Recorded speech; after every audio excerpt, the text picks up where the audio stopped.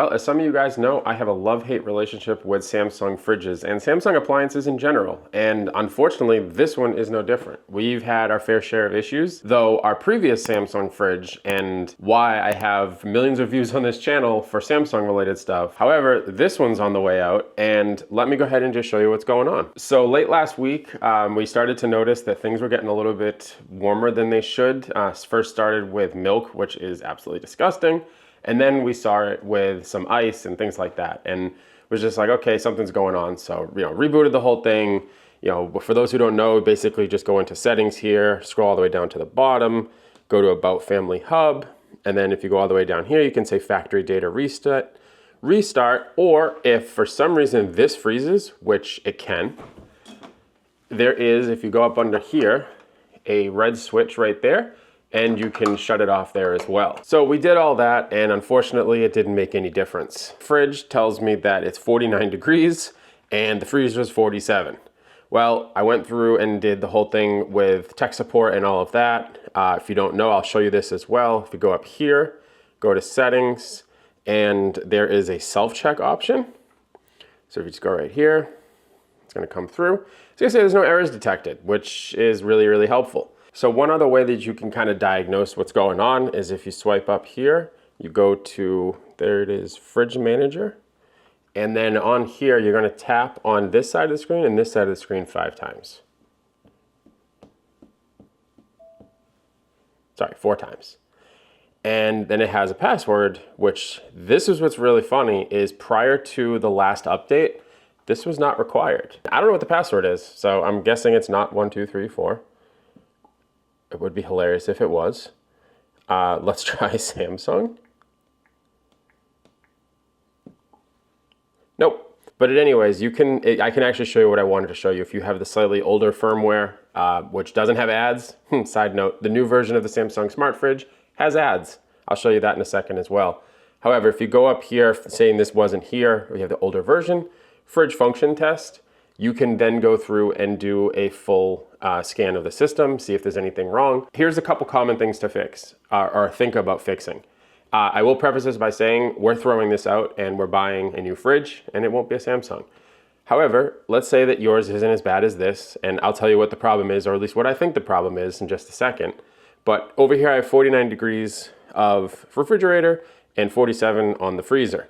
Well, if I go in here and we have the back panel here, all around cooling. If you take this shelf out, these shelves, this center section, and the drawers, you can then pull that back panel off. And if you've ever seen my other video on a freezing fridge, there might be an ice dam behind there that you have to clean, and it's basically causing airflow issues, which you'll notice right up here is an air duct. There's a few of them on there, and then there's a couple down there. If you notice that there's ice in there, that could be the potential. If this is the wrong temperature, but the freezer is correct, then that's probably what the issue is. If they're both off like this, then you have a couple other issues. One of them could be the condenser could be frozen, or in our case, the compressor's dead. It does have a 10-year warranty, or 5 years, depending on who you ask.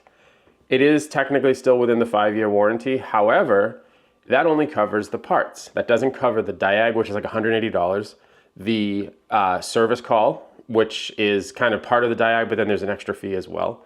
The Freon recharge or the refrigerant recharge, which is anywhere between $200 and $600, depending on who you talk to.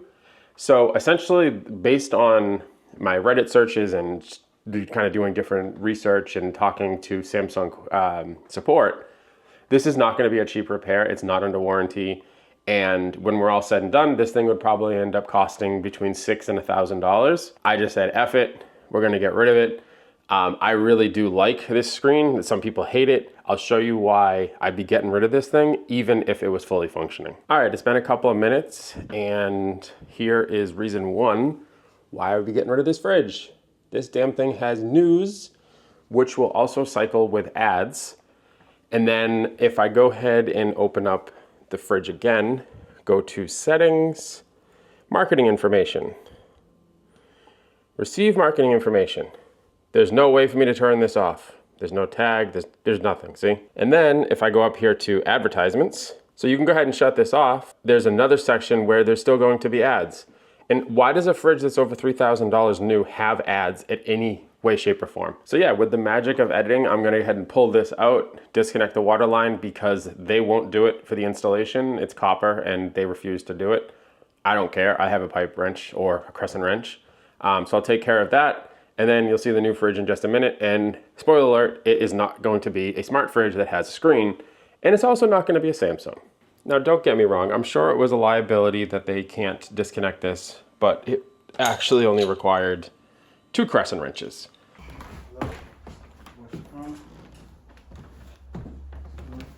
All right, well, here's the new fridge. It is not a Samsung, like I mentioned. It's an LG. I'm not sure if they're better or worse. It was a great price, and it was bigger, so with our larger family, it just has more space.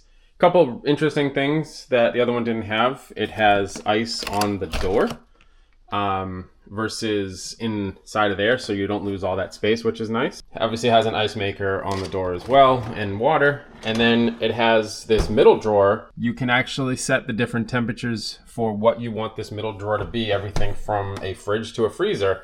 In our case, we're using it for basically just kids' snacks and easy access drinks.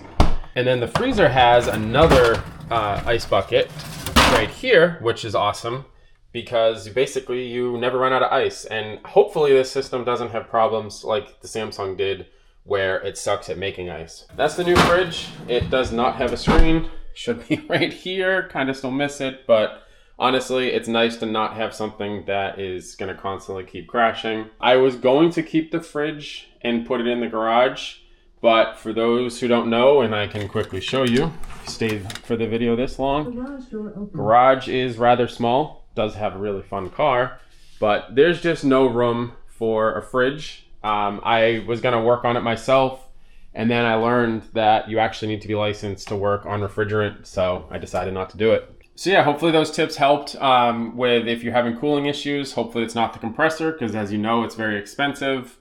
And I guess the last thing I'll say is thank you for the support on these fridge videos, and I won't be making them anymore unless I guess a family member gets a Samsung fridge I have to fix. But as always, appreciate the support. Please like, comment, and subscribe, and please do not buy a Samsung fridge.